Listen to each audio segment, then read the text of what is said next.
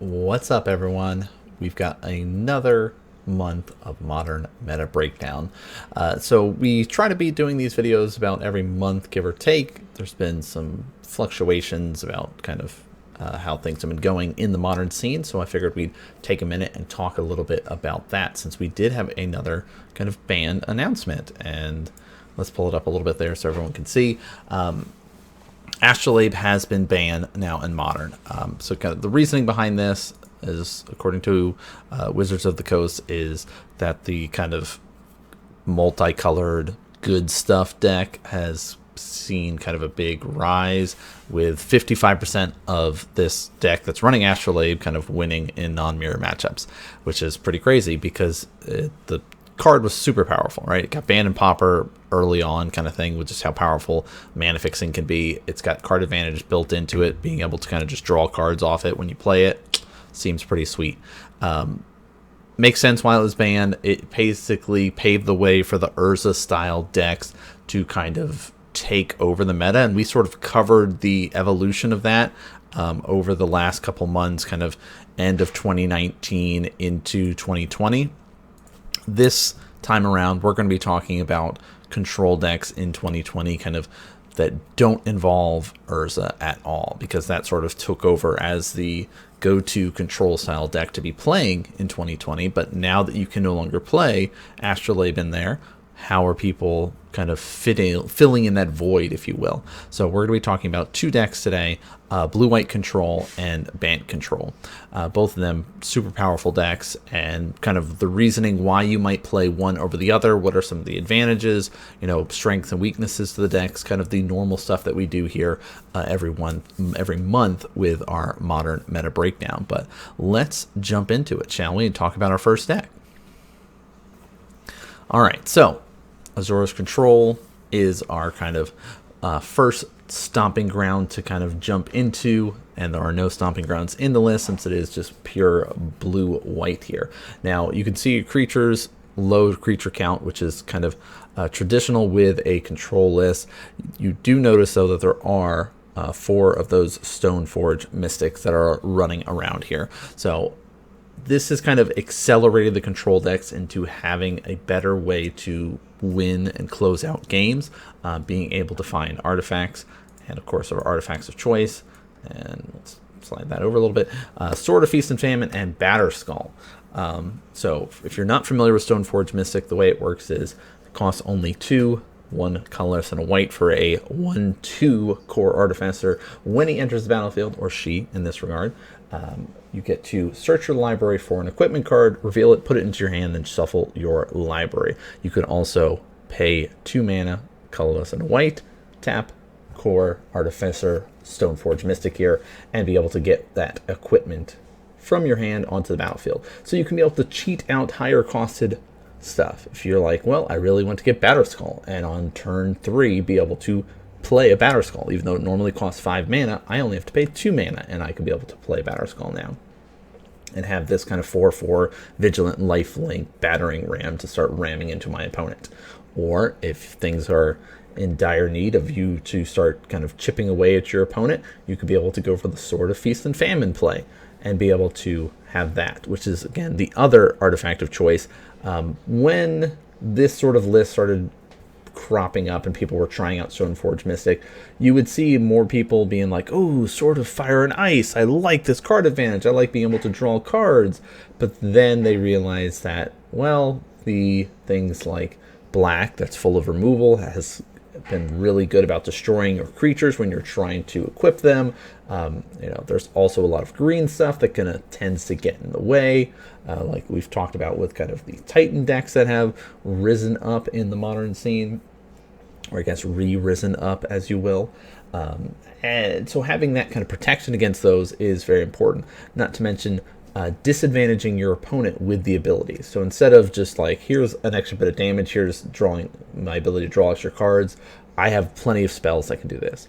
But disruption is not something that blue-white tends to have. So being able to make my opponent discard a card and then untap all my lands so I can be able to hold up counter magic, that's what I want to be doing as a control player, is that ability to kind of reuse my resources on multiple turns. So this is sort of the kind of win more game plan with most of the control decks that are existing right now in the modern meta. And we've highlighted this before with kind of the rise of the Stoneforge Mystic style of play as a control player. But one of the other key things when you think about a control deck, besides the counter spells, which don't worry, we'll get to, is our planeswalkers. So let's highlight those for a second here. The biggest one, if you were thinking about control and stopping your opponent from doing stuff and allowing you to do stuff, would be our Timerambler. If you've played Standard, you've played Historic, and you're looking to get into Modern, guess what? Teferi hasn't gone anywhere. Since Teferi got released, especially the Timerambler, being able to shut down your opponent on your turn is key. I've even run a Bant Infect version to just kind of stop my opponents from stopping my creatures before. So having that in there, the kind of the abilities, the static ability is each opponent can't cast spells basically during your turn, right? They can only cast it at sorcery speed. So that's kind of nice. And then you've got the uptick that lets you be able to cast stuff not at sorcery speed. You've got the ability to bounce different things and draw cards off that, so you can bounce artifact, creatures, enchantments, all those fun things. Of course, the other one that we do see is the second Teferi that's running around, Hero of Dominaria. A little bit higher costed, costs 5 instead of the 3. More loyalty advantage, though, out of this one because you can gain resources very quickly. While Time Reveler, you have to downgrade your loyalty to get that card advantage. While this one, uptick, hey, draw a card, untap 2 lands on your next untap step. Seems great. Or next end step, sorry. Then you've got your tucking ability of -3, put something, on the top of your opponent's library. Third from the top, you get your emblem, which lets you just start exiling things. Seems awesome. And then kind of the powerhouse of old, it's our Jace the Mind Sculptor, kind of the master abilities on this planeswalker. 3 loyalty, but he's just kind of chock full of card advantage here. Does have that brainstorm ability where you get a sit there for your 0 loyalty, draw 3 cards, put 2 back on top. Your +2 ability, that kind of fate seal, if you will, look at the top card of target opponent's or target player's library, and then you can decide to put it on the top or the bottom. Your -1, return a creature, kind of that bounce effect. -12, you get to do all that exiling, and just sort of like super powerful card. Really, that card advantage, the brainstorm in Modern, seems great. Like, having this sort of abilities here are awesome. So that's kind of our Planeswalker package, and why people are running this sort of Stoneforge. And now I can be able to get something in the way to help protect these Planeswalkers.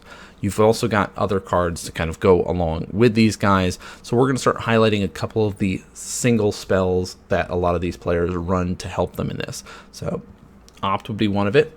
Previously, a couple of years ago, we did see a lot of Serum Vision running around. Since then, being able to do stuff on your opponent's turn, dig for answers, has made things a little bit easier, right? That one scry does help, then being able to draw a card after that. You have this sort of setup stage that kind of helps you dig, kind of really kind of get going with things. Path the Exile is in here for kind of our single targeted removal. Opponent might get lands. That's okay because we're getting rid of their big powerful creature. Now, blue-white control is still running spell snares. Not all lists are. But it's, there's so many good 2-drops, right? Even looking at Snapcaster Mage, Stoneforge Mystic, makes sense to be running that.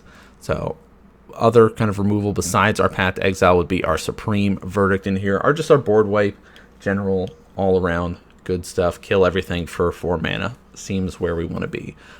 To highlight our last creature that we didn't really talk too much about, which seems silly, Snapcaster Mage, if you haven't learned about him, I don't know what to tell you, but he's, of course, our 2-drop, 2/1, enters the battlefield. You get to be able to flashback one of your instants or sorceries from your graveyard, cast it first mana cost. Most people should know it if they have been playing Modern, but maybe you are trying to dive into Modern, so we're going to highlight as much of the stuff as we can. Now let's talk a little bit about our control spells for a minute here. So, Mana Leak, has kind of risen, fallen, re-risen again. Nope, that's Jace. I want Mana Leak. Bam, Mana Leak. Of course, we had to pick the white border one. So counter target spell unless your opponent or that controller will pay 3 mana. So usually it's just like a blanket counter spell. As the game progresses, though, it becomes less good, but most of the time on curve, you're going to be able to just kind of counterspell something. So counterspell or Mana Leak, as we have it in this list that I'm highlighting, there are, of course, 2 in here. Again, some variations depending on how you're running your list. You might do more, but 2 seems like a very solid number. 3, again, as the game progresses, you might draw into it and be like, well, this is a dead card. So we don't want that sort of situation. Our Archmage's Charm. This card started seeing a lot more popularity in those Urza decks that we were talking about that were very control heavy. It's just kind of a super powerful card because of all the effects that are there. Having all the options when you're playing makes it so much easier, right? You get to choose one of them, but you have so many options to choose from. Counter target spell seems great. Target player draws 2 cards. Well, okay, I'll just draw 2 cards, no problem. I like that card advantage. Or gain control of target non-land permanent with converted mana cost 1 or less. So you know what has a 1 mana? Well, it would be our Death Shadow players. So being able to just kind of steal that Death Shadow and, oh, my life happens to be above his needed life total, above that kind of 13 mark, if you will. So guess what? Death Shadow just dies. So it's a way to just sort of kill off Death Shadow if you wanted to. There's not as much 1 mana cost things that become as relevant, but just highlighting that for everyone to think about. It's also non-land permanents, so in case there's some other little things that are running around, most of the sort of aggro-y style decks, you're not really going to be using that for. Something like Infect or some of those like Burn decks or Blitz style decks, you're not really going to care, but it is an option there, so I did want to kind of highlight it for everybody. Then we've got our other 2 super powerful spells. So Force of Negation, another 3 costs for this one. This one, though, is kind of that Force of Will-esque style of card, where you can be able to remove a blue spell from your hand instead of paying its mana cost, but you can only do that if it's not your turn. Where Force of Will, you can do it on either player's turn. But so that's kind of the, oh, we're going to nerf it a little bit to make it modern playable and you'll be okay. But you get a counter target non-creature spell. Now, you got to keep that in mind, non-creature spell. If it's countered this way, exile instead of putting it to its graveyard. There's a lot of non-creature spells that you care about, right? Planeswalkers, there's enchantments, artifacts, scary stuff, instant sorceries, a lot of things that you're just going to be like, all right, nope, we're just not going to deal with that. In the instance of playing against like an Infect player, right, if they're trying to pump and kill you, you can just say, no, I'm going to stop you from doing that. Combo player, they're trying to combo off, you can just say, no, we're not going to do that. Now, highlighting the other multi-tiered control style spell would be our Cryptic Command. Now, this is a little bit better upgraded than our Archmage's Charm because you get to pick 2 things. Costs a little bit more mana by 1 extra colorless that you'd have to pay for it, but you can counter a spell, return a permanent to its owner's hand, tap all your opponent's creatures, or draw a card. So if you're about to die to an aggro deck, hey, I'm going to buy myself a turn. It's basically like a fog effect. Oh, and while I'm doing that, I can draw a card, gain some card advantage.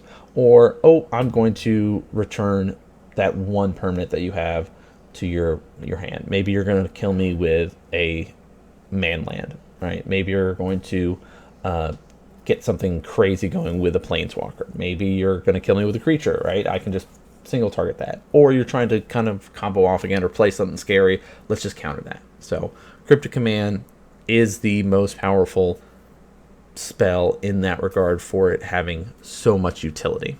The other ones are a little bit more narrow, but you might see more of those in certain numbers, as in this regard, you see 3 Force of Negation compared to only the 2 Cryptic Command. Part of it is that converted mana cost, and hey, Force of Negation, I can sit there and kind of run it as fuel for another Force of Negation in the off chance that I don't have something like an Opt to throw into it.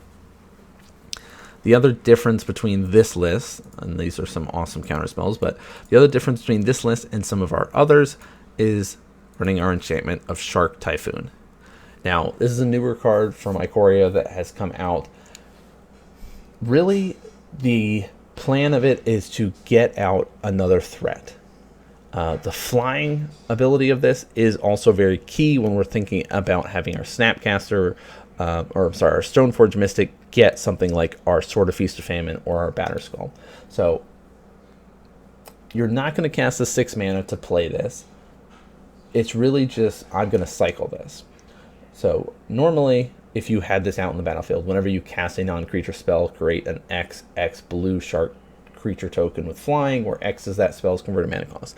If it goes to a late game, it's a super grindy game, you might get up there and be like, well, I have 6 mana to cast, and I know I have a Force of Negation still in my hand that I can be able to commit on your turn. So I think I can get away with this. Plus, I have my Planeswalkers out to help me untap lands, and I'm feeling very protected. I might be able to just hard cast this and then just grind out with sharks the rest of the game and fly into you. Otherwise, early on, it's fuel for your Force of Negation, and you can be able to cycle it for its X1 and a blue cost. Whenever you cycle Shark Typhoon, create an XX blue shark creature token with flying. Again, flying very, very important when it comes to some of our equipments that we're trying to run, especially Sword of Feast and Famine, because in order to trigger that effect of being able to do something to your opponent, you need to deal combat damage to that player.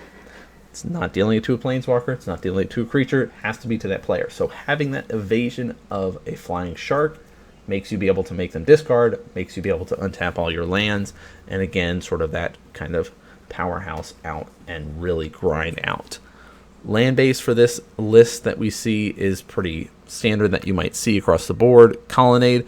This list is only running 1. Some lists have kind of fluctuated this. The main reason this one is only running 1, though, is so it can run more Field of Ruin, run more basics, that sort of thing. But again, 4 Flooded Strand, 3 Hollowed Fountain, 4 Misty Rainforest.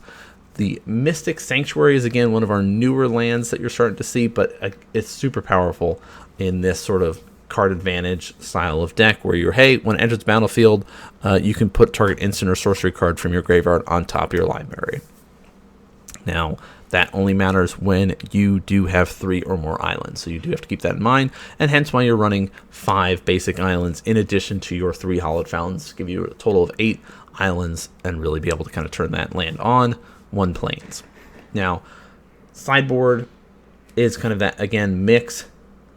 I need protection, I need removal, I need kind of that sort of basic utility style of cards. So Engineered Explosives is in here. We've got our Celestial Purge in here. So sort of Fire and Ice is kind of mixed bag in that regard. Aether Gust is in here against sort of that red-green annoying stuff. Ceremonious Rejection, kind of our colorless spells. Colorless and also relates to our Eldrazi that are also pretty strong right now. Rest in Peace, hey, exiling stuff, we don't want to deal with graveyards. Ashiok, don't want to deal with graveyards. Mystic Dispute is another kind of counter spell, works better against other counter spells, and it kind of is powerful against kind of blue stuff there. And our Timely Reinforcement, life gain, blockers, that sort of thing. So spend a little bit longer talking about the blue-white control. So when we hop over and talk about our Bant control, we're really just going to be focusing on the differences. Nope, not that one. That one. The differences between the two. And the main difference with this list is our creatures. Bam, bam, bam. So, card advantage creatures.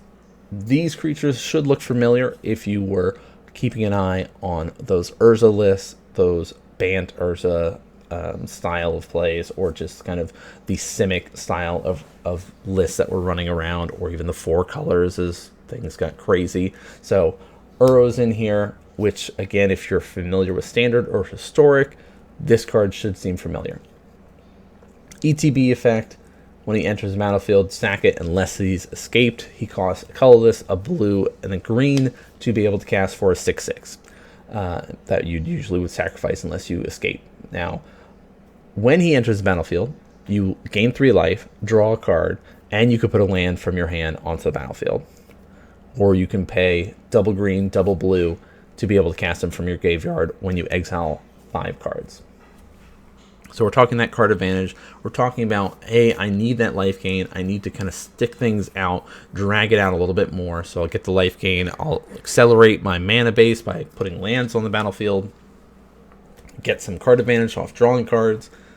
Overall, good card. And there's 3 in this list. This list is also not running any Snapcaster Mages because it had to adjust the creature base. 12 creatures instead of the 6.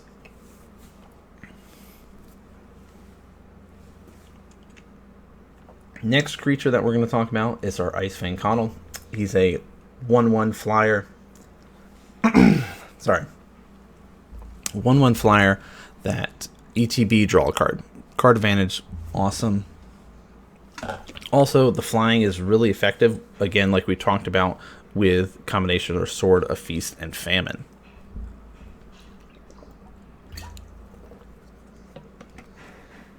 Does have the ability to gain Death Touch if you have a bunch of snow permanents. Doesn't really relate anymore because this list is not really running the snow permanents. But it's something to keep in mind if you ever ran into kind of a snow style of deck. The other thing is it does have flash. So you can kind of flash it in, draw a card, block, it dies. No problem. Or flash it in on your opponent's end step, your turn, equip your Sword of Feast and Famine, swing in for 3 damage, untap your lands, they discard a card, and you kind of accelerate that engine that we talked about. Now, in order for this list to get away with running so many creatures, it had to shave down on the number of planeswalkers. That our previous lists, had 6 planeswalkers, 6 creatures, and now we've had to go to 12 creatures, 4 planeswalkers. Also, it does not run any of our Sharknadoes, so no enchantments to have to worry about. When it comes to our spells, though, very similar. 4 Op, 4 Path, 2 Mana Leak, 1 Archmage Charm, 2 Force of Negation, 2 Cryptic, 2 Supreme Verdict. So we do slight number adjustment, take away one of those Force of Negation to add in extra Supreme Verdict. Just could be more of the meta that this player is playing in to kind of navigate and figure that out the best. So do have to keep that in mind. And these sort of spells are a little bit more the flex spots. How you adjust those numbers accordingly and what you feel like is best in your meta. Same thing with like our creature base. There's one more creature that we have not highlighted, which is our Click. Vendilion Click. It's 3/1 flash flying. Again, you want that Sword of Feast and Famine on an evasive creature so you can get in and do as much damage as possible. That is one of the ways to do it. You also get to kind of disrupt your opponent by taking a card from their hand, putting it into their library and the bottom of their library so they get to draw a card, can mess things up, but it also helps you. If you're stuck with cards that you're like, well, I don't need another land, I'm already at like 6-7 mana, I need a counter spell or something. Let me flash it into my turn, try to get a counter spell. Alright, so you can do stuff like that.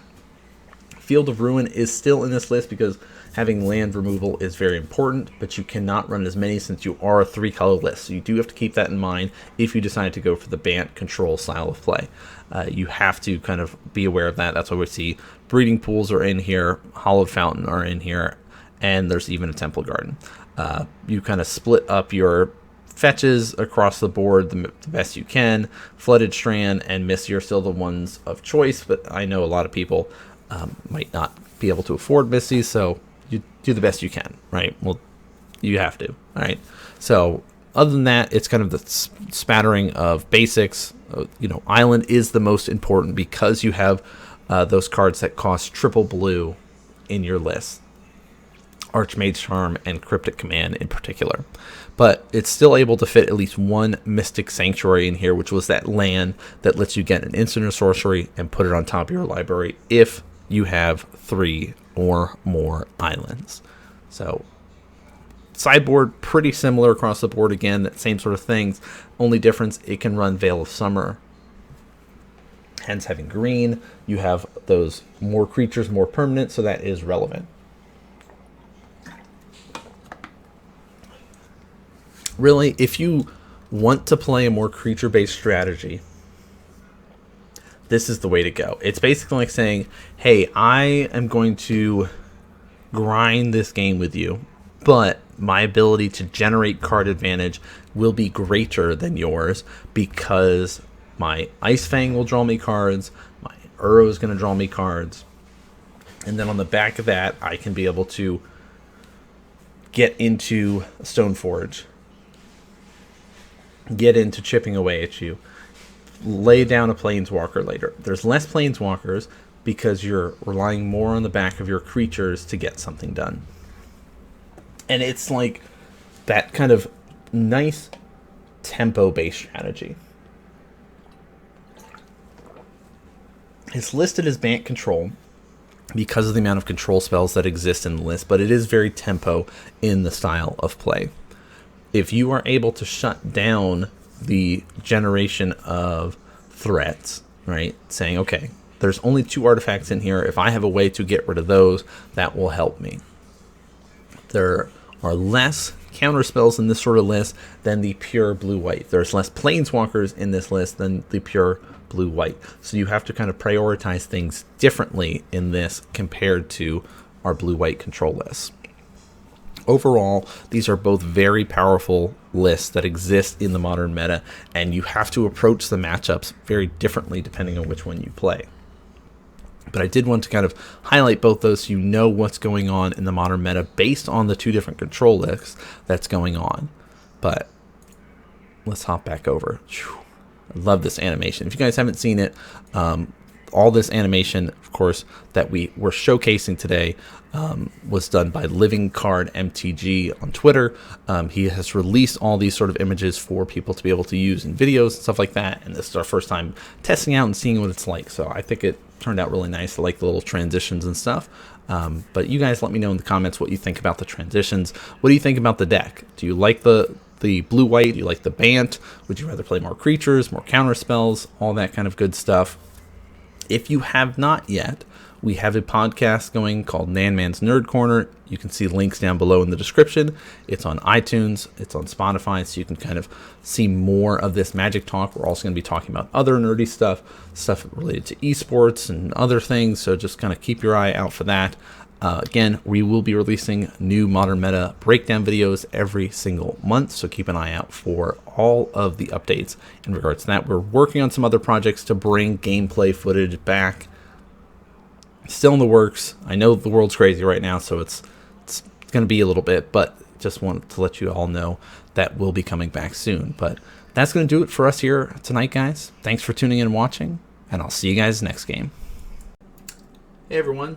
NanMan here. I'm a StarCraft 2 and Magic the Gathering content maker and commentator. Thanks for tuning in and watching, guys. Make sure to hit that subscribe button and check the description for more information about other content that I'm doing. I've also got a new podcast, NanMan's Nerd Corner, which you guys can find out on Spotify or iTunes. It's got a bunch of Magic content as well as other stuff. Thanks for tuning in and watching, and I'll see you guys next game.